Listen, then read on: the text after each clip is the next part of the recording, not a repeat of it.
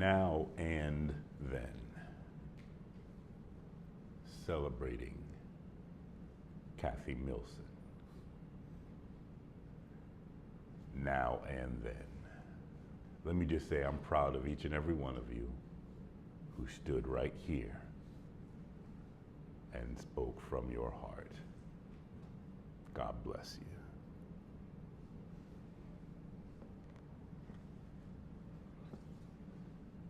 Never have I ever. Am I the only one that's ever heard of that game? Never have I ever. Okay, so I got a bunch of people that evidently have never heard of the game. It's a party game. Never have I ever. It doesn't really matter what age you are. You don't have to have a lot of money, because you just get together and it just starts off with a group of people. And the first person who goes says, never have I ever, and identifies something that they've never done. And then other people in the group either identify that they have done it or they haven't done it. And so the goal is to win by, having other people who have done these things. So you just pick stuff that never have I ever. Drop my phone in the toilet. I'm not asking you to respond. I mean, it's just, I'm really thankful for that, because I really need my phone, and that's not a place I want it to be. And I certainly don't want to have to go after my phone. So I'm really thankful. Never have I ever dropped my phone in the toilet.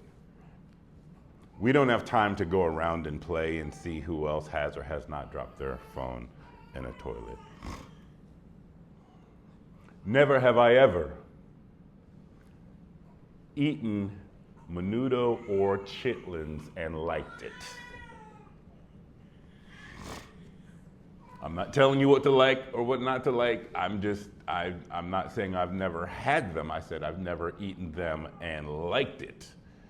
The only time I ever had chitlins is because my mom decided it would be funny when I was congested like I am right now from bawling. At the time I was congested, and because I couldn't smell them, she thought she would be sneaky and get me to eat some chitlins. And I was like, this is nasty. And then I figured out what it was. I'm just like, man, that's messed up. I really like that prank your mom played on your now bride. That's hilarious to me. But that joke was not funny. My mom thoroughly enjoyed chitlins, but that's not, never have I ever enjoyed chitlins. Never have I ever been a part of a homegoing celebration on a Sunday morning.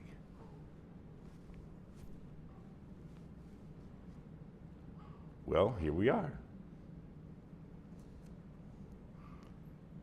And Robert said it. Every one of us ought to face our own finite nature. We didn't come here to stay. We're all headed this way. Thank you, Jace, for reading the scripture we'll be using for now and then. 1 Corinthians chapter 13, verse 12, out of the NIV. For now, we see only a reflection as in a mirror. Then we shall see face to face. Now I know in part. Then I shall know fully, even as I am fully known. Reading through the Message, Eugene Peterson's translation, and of that same verse, this is how he describes the text.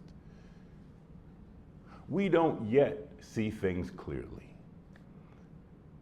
We're squinting in a fog, peering through a mist. But it won't be long before the weather clears and the sun shines bright.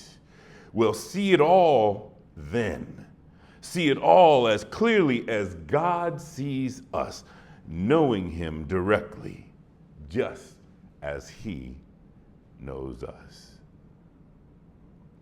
I like to give a sermon in a sentence just in case somebody drifts off and they don't get to hear the rest of what I have to say.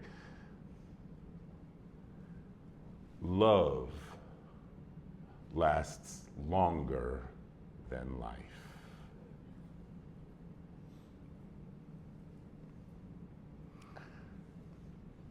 This might be a secret, you might not know this, but churches have problems.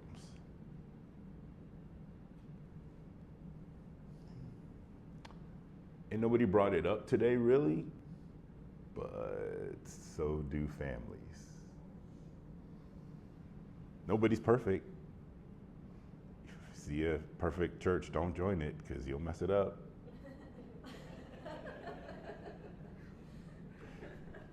And if you think your family, your mother, is the only one who is not perfect, the closer you are to someone, the more likely you are to be able to see their imperfections, and we all have them. But one reason why I really thank God for using Paul to write 1 Corinthians chapter 13 is that no matter what the problems, whether they be in society, in the neighborhood, in the country, in the church, or in your family, love conquers them all. We all need to learn to submit to the lordship of Christ and learn to love one another until his return. If you've never read 1 Corinthians chapter 13, I encourage you to do it. If you don't read any other chapter in the Bible, it's a wonderful chapter to depict what true love is.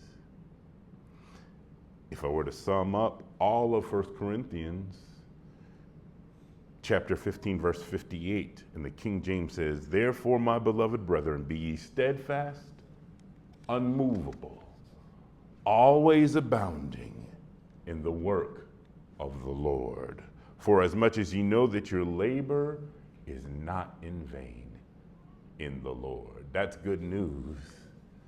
And while we can celebrate this homegoing celebration, looking at both now and then for Sister Kathy, what's the difference between now and then?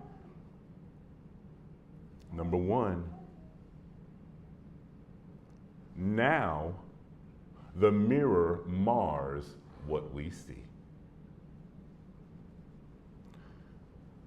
The text says, "For now we see only a reflection as in a mirror." Now the mirror mars what we see. What we see is dim at best. And a lot of times when we read scripture, we don't think about the context in which it was written, but mirrors have not always been what mirrors now are. Mirrors now is a piece of glass with a reflective material behind it and then a backdrop behind that and a frame around all of it, but that's not what mirrors were. Mirrors were made out of a material like steel that was simply polished. And when you looked at it, you didn't get a really good view of what you were looking at. Didn't matter who did the looking, they were steel. And so what you saw was a dim image of what was projected. This same word is used in James chapter 1, verse 23. "Anyone who hears the word but does not do it is like a mirror looker who forgets what he looks like." You look in the mirror, you look away, and you forget what you look like. That's part of the challenge of the transition from this, the land of the dying, to those who make it to the land of the living. We have pictures here right now. We just got through watching a video, and if you're not careful, the more time that goes by, the more dimly the view of Kathy will become. It saddens us. It grieves us. We don't want to think about what we will no longer remember. But the more time that passes, the more dim the view becomes. Almost like that verse in James, when we look in the mirror, if we were to look away and forget exactly what we look like.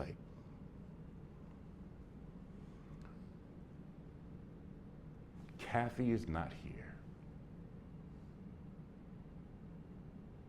Even if bodily she was physically here, she is not here. Memories, they fade. Part of the problem, and part of the difference between now and then is now the mirror mars what we see. What's the difference between now and then? Not only does the mirror mar what we see, but now partial perspective is our only perspective. We don't get to see it all. What we can't see is more than what we can see.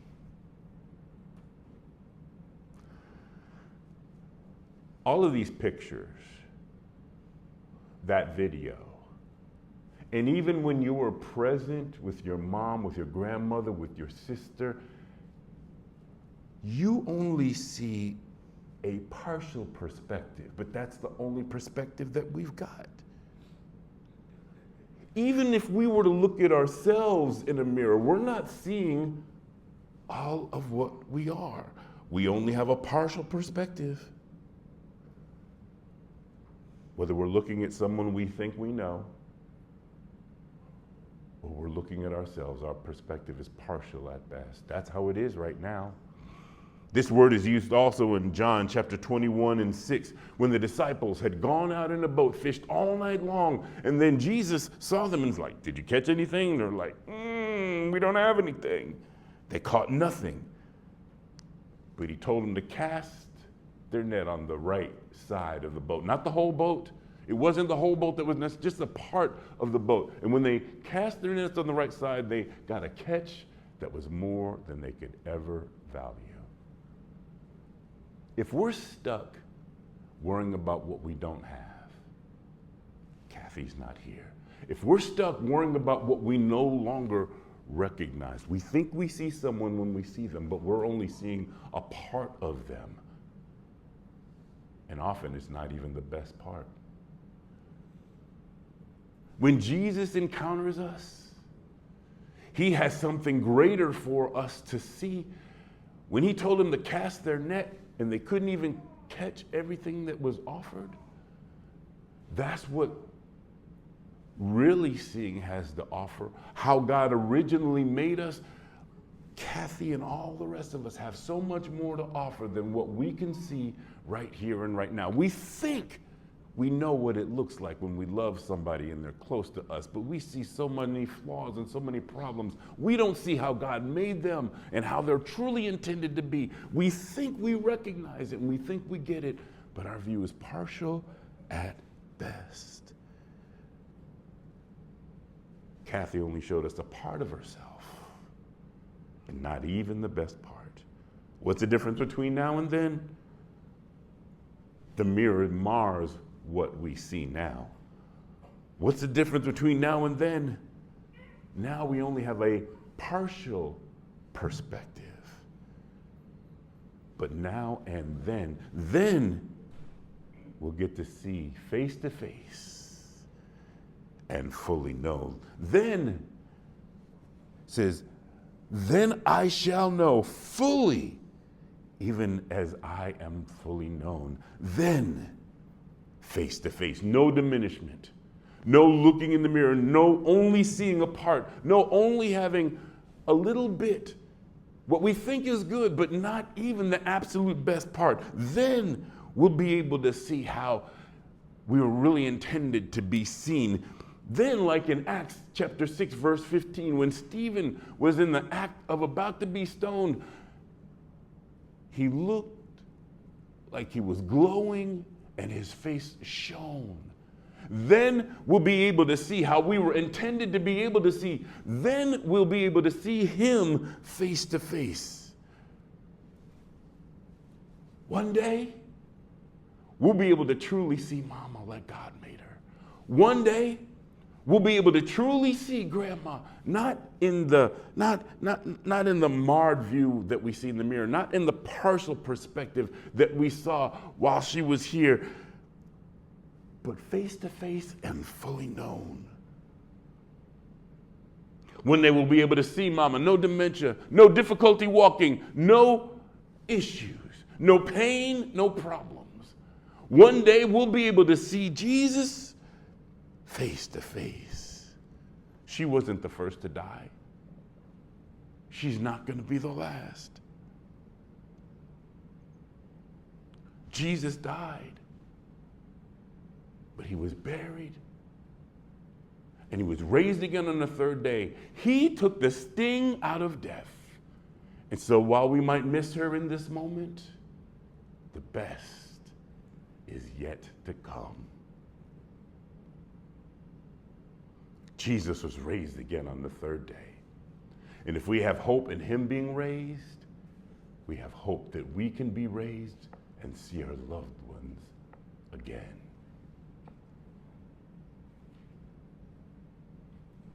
Never have I ever seen Jesus face to face, but I haven't seen my heart, and I believe that I have it and that it beats. I've never seen my lungs, but I use them all the time. I believe not because I've seen him, but I look forward to seeing him and our loved ones again, face to face, as we were intended to be seen.